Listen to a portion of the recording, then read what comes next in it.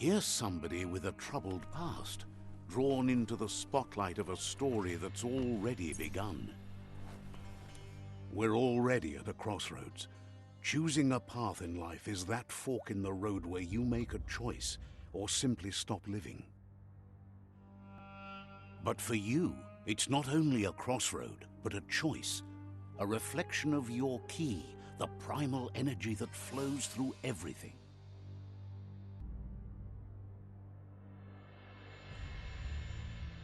Let me introduce myself. I'm the light and bright side of you, or your inner voice to be precise, an echo of balance and consequence of your actions as you move forward. Seems more like you're being light-headed if you ask me, but you'll come around, eventually. But what comes around goes all the way back around. So, it's better to stick to your instincts. You can't fight what's in your nature. In your nature? And here I was hoping we'd be all about natural selection, survival of the strongest and so forth. If that's not instinct, then I don't know what is. Natural selection is all about evolution and progress, and as soon as there's enough light, darkness will disappear.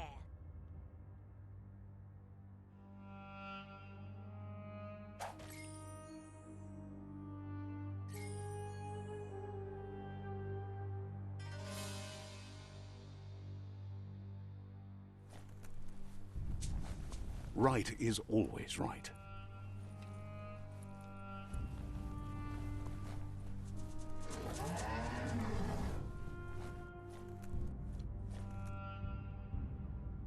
Stories of death and the bodies left behind, a reminder that we're at the mercy of nature and the one that preys on others.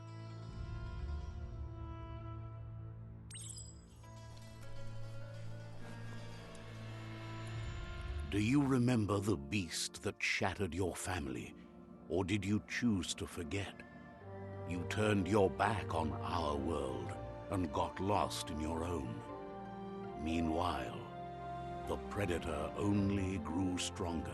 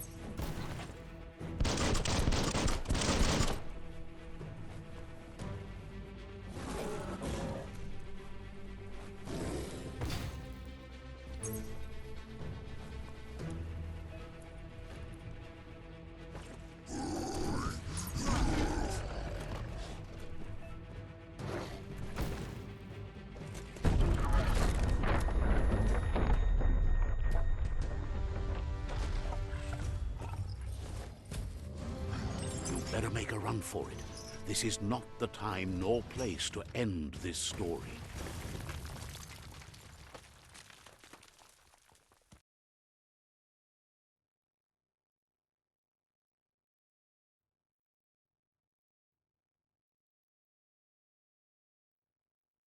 This time, it was best to run and live to fight another day. Let us hope you're ready for it when it comes.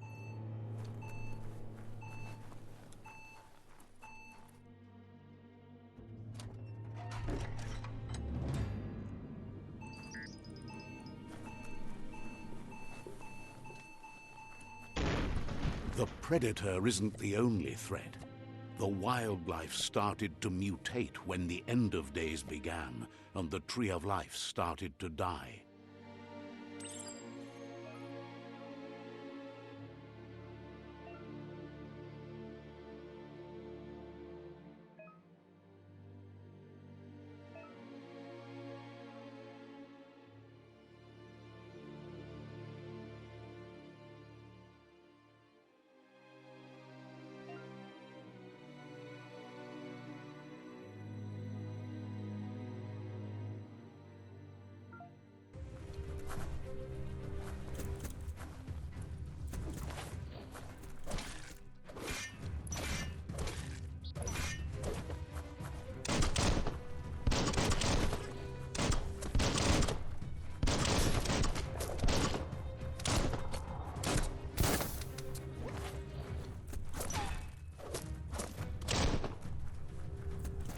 rocka-boom.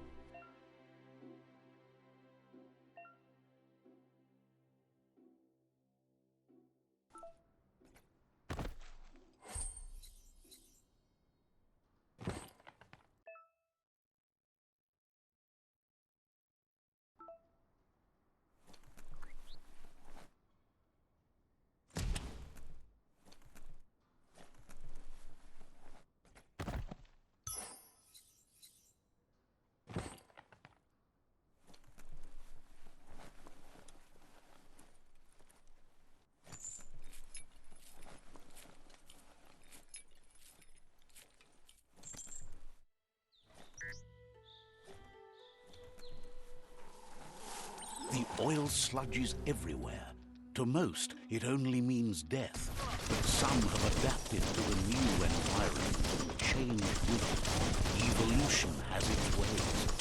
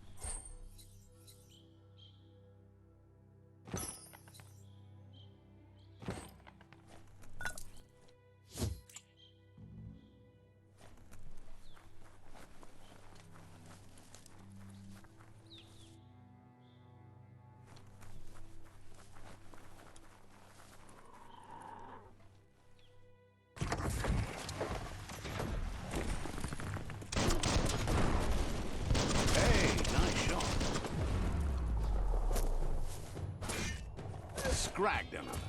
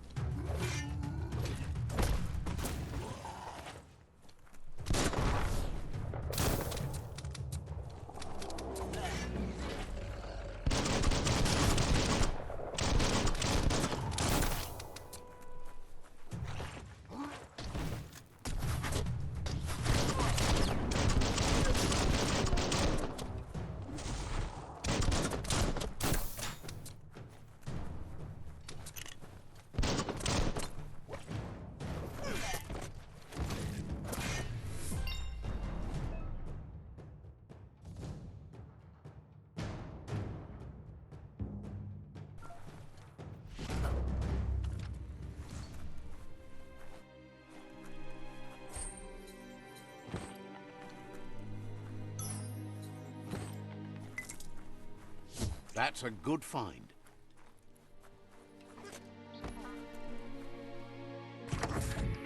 Look, an emergency box from the once was. A rare sight.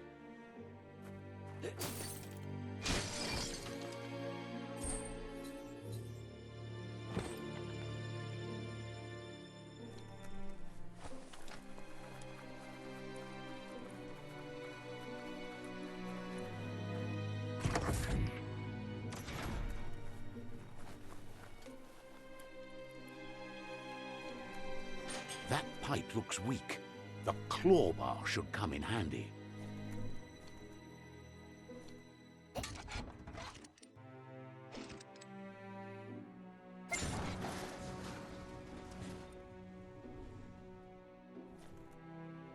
Whoa! It's time to find a way out of this place. No, really, I mean it.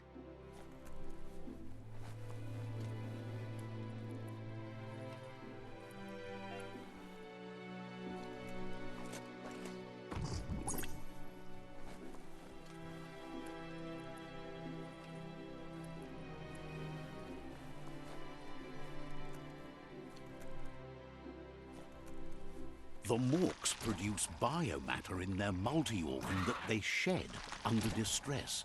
Blobs that affect the cellular coding strands of any living being when absorbed, including you.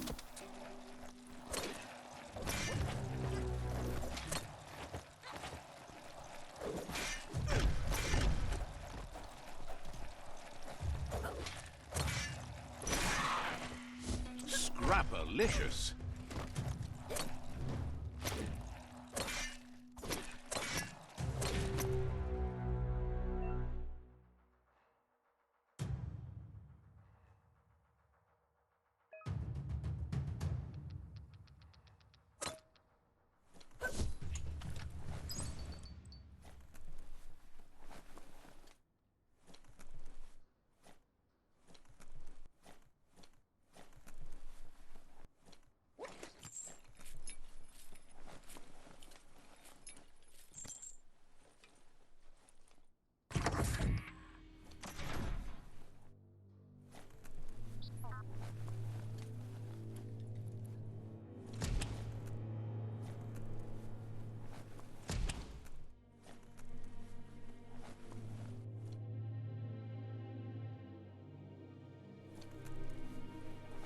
Toxanol built vessels called arks to save themselves from the impending doom. But was it too late? It is only from the flight logs of the single ark they left behind that we know other arks traveled through the sky and beyond. It seems those that came before us never lost hope in finding a new home for their kind.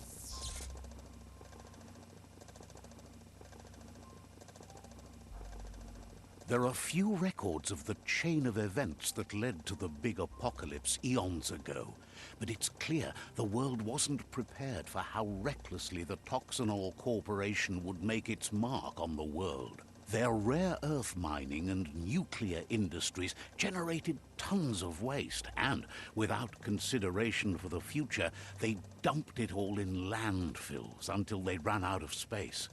That's when they made the big mistake.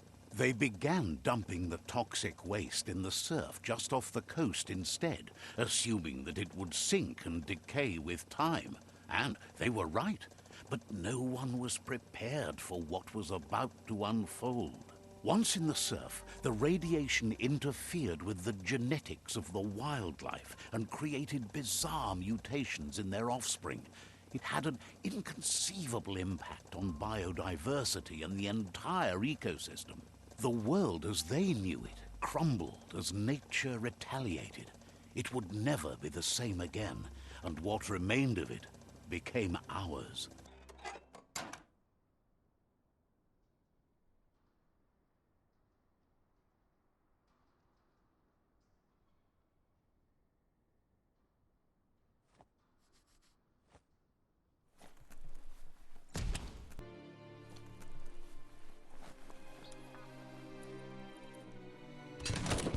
The sound of spark metal going pew-pew is never a good thing.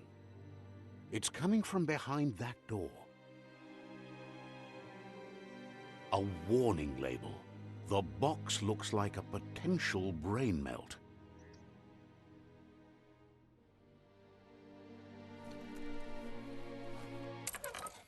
It's going to take a bit of puzzling to short-circuit the door.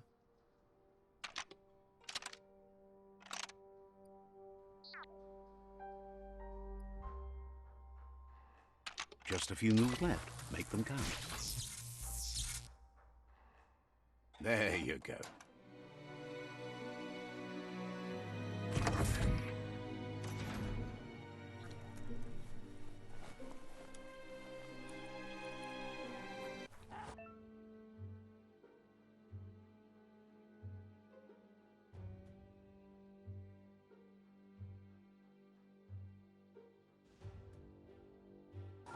The wheeled one is outnumbered. You'd better help him out.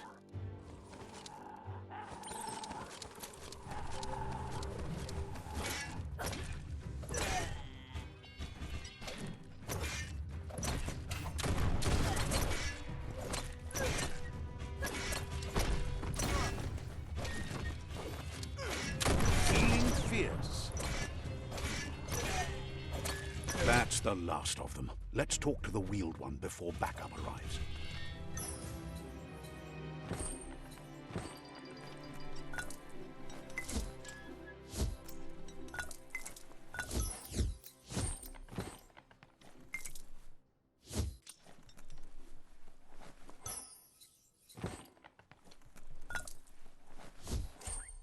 Better hold on to that.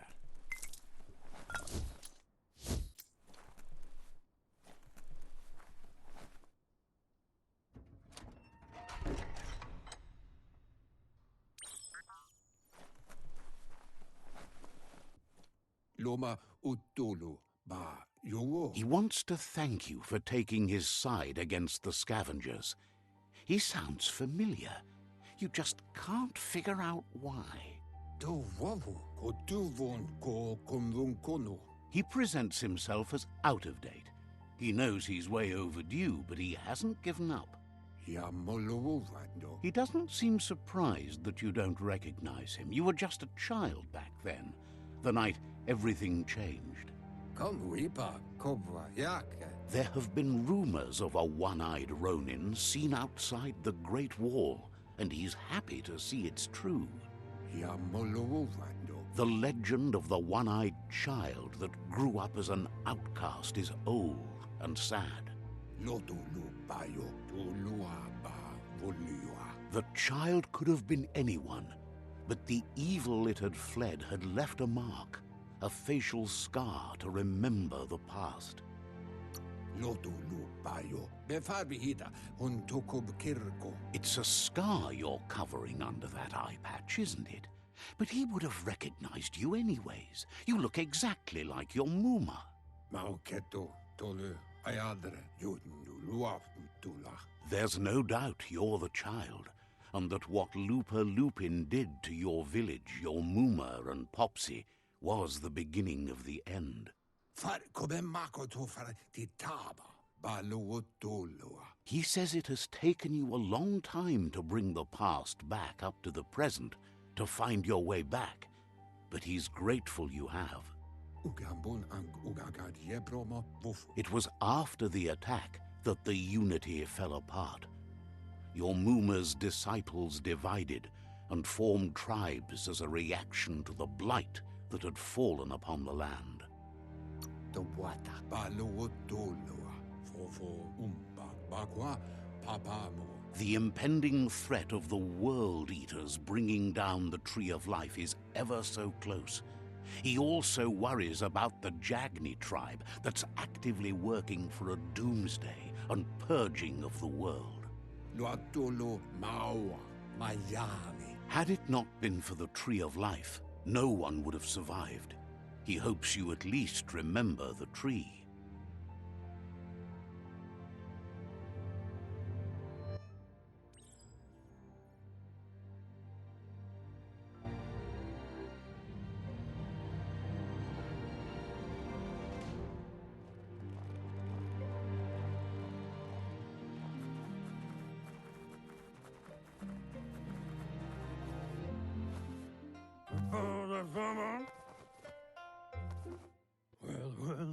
Asks if you are tired, as it's a bit of a hike here from the village. He wonders if your Mooma knows you are here. You're such a good child, so you probably did. Even the young forget.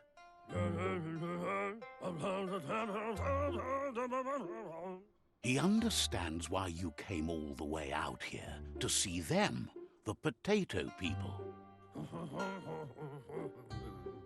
The potato people, or Nono, are a wonder, somehow interlinked with this little tree here, fueling its source of life.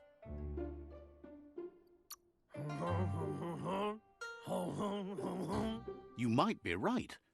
Like potatoes, they're packed with energy, an excellent source of ki.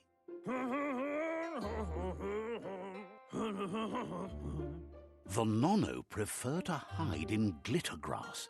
He says you should get over there and ruffle it. See if you can make one come out of hiding.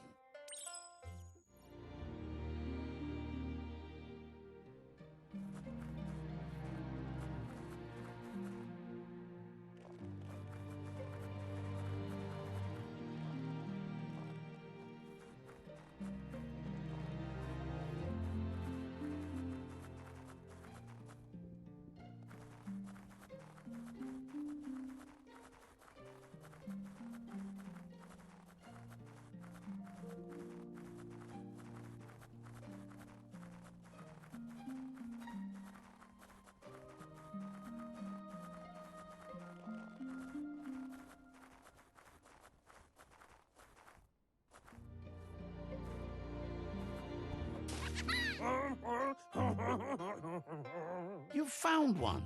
You should be proud. They don't come out for everyone. The Nono's ki energy is just what the Pensai needs to complete its cycle and grow into a tree of life.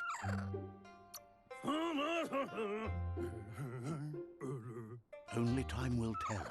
At least his intention is to dedicate his life to it. He has the feeling the fate of the world depends on it. You'll need to support the tree for a long time to come. The only way it'll grow tall is with the burst of ki released from the Nono as they become one with the tree. You'll need a net to catch the Nono, and he wants you to use his, but asks you to be gentle. The Nono are sensitive beings, an embodiment of ki, the primal energy.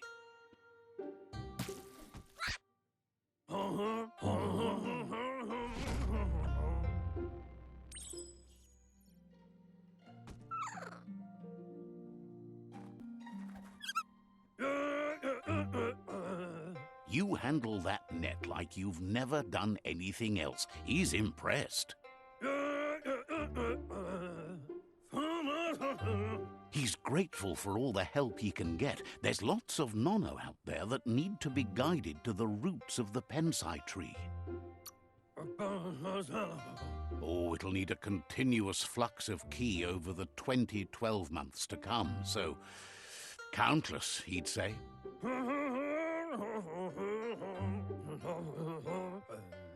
One day, he hopes the tree will have grown tall enough to sustain the world.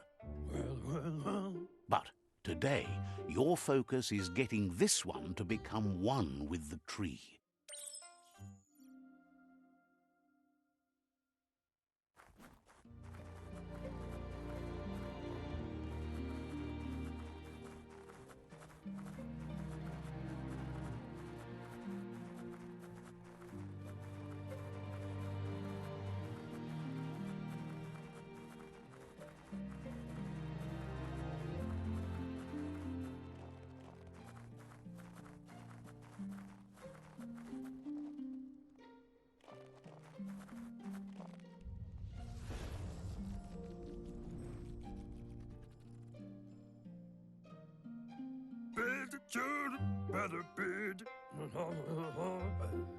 Now that you've seen the Nonno's connection with the tree with your own eyes, you have no reason to doubt.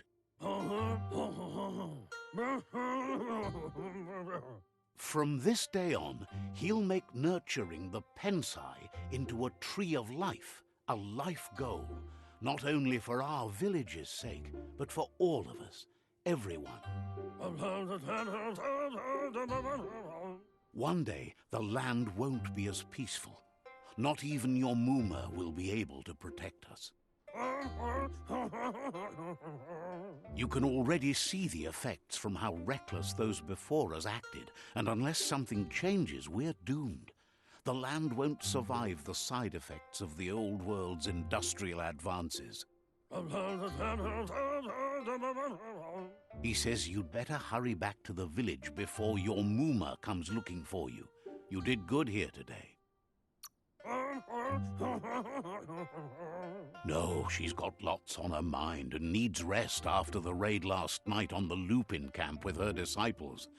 Wonders if they let the Predator family live or not. He lost you there for a while, but no memory is alone. It's part of a trail you can follow. He says he remembers every single day he devoted to growing the Tree of Life, but now he's afraid it might be in vain. The tree started to die when the end of days begun, and it wasn't long after that that the World Eaters arrived.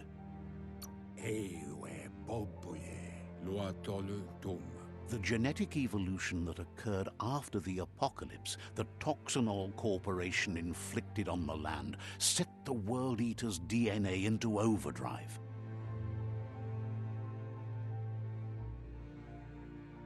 His friend Gizmo is working on a Mekton and needs help defeating the Jumbo Puff at the end of the West Route. Wiz is still repairing his octopod to confront the Merc Puff that dwells deep down under the surface at the end of the Northwest Route. Nocco has tamed the Midget and is preparing to take on the Hoof Puff at the end of the East Route. Finally, Goop is almost done with the Googlide, a machine able to ride the waves of the surf all the way out to the Porky Puff at the end of the route to the southeast. Out of Date says his friends are gearing up to stop the World Eaters. There's one at the end of each route. The road ahead won't be easy, but he's counting on your support. His friends aren't strong enough to end this on their own. He wants you to understand that you'll all die if the tree isn't saved. His friends have prepared something specific for each World Eater. The Mekton, the Octopod, the Majute, and the Googlide are almost ready to ride. Regardless, you'll meet again once you've played your part in the tribe war and the situation with the World Eaters.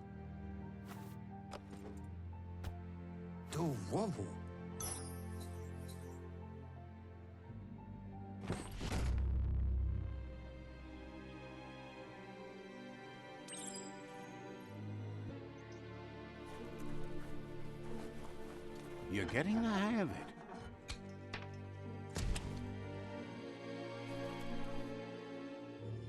Quickest way out is through the roof where they came in, and the rope looks strong enough to climb.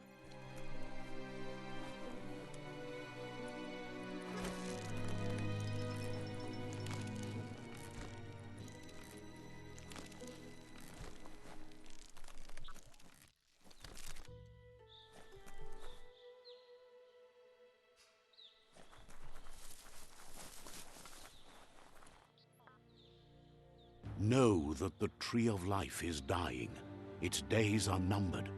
Without help, it can't endure the environmental change and assault from the World Eaters.